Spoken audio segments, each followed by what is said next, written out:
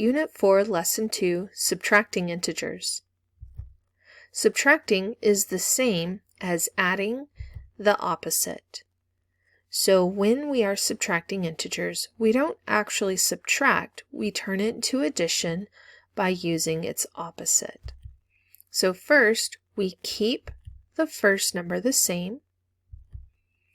The inverse operation means that subtraction becomes addition. And then the opposite value is used in the second number. Let's see what that looks like. Oh, I'm sorry. Then we remember the rules of addition. Because we've changed our subtraction to addition, we now have an addition problem. So same signs, add, keep the sign. Different signs, subtract, keep the sign of the larger. And remember, it's not the larger value, it's the larger absolute value. This would be a great time to pause and watch a video on subtracting positive and negative numbers. If you are using your notes, you have a QR code that you may scan to find that link.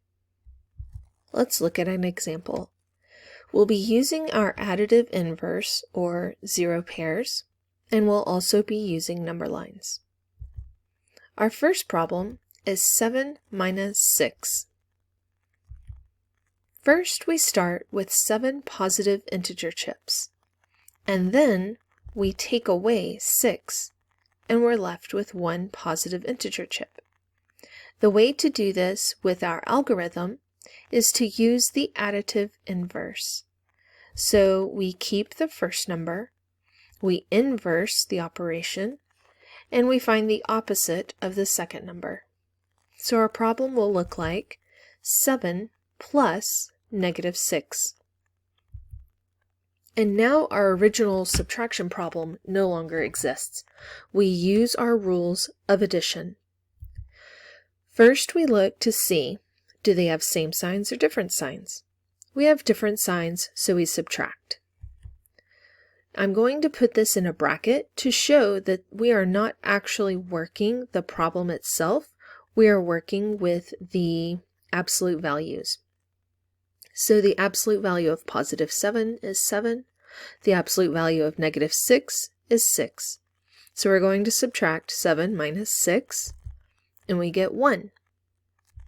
Now we keep the sign of the larger absolute value. And between 7 and 6, 7 is larger, and its original sign was a positive 7. So our answer is going to be positive 1.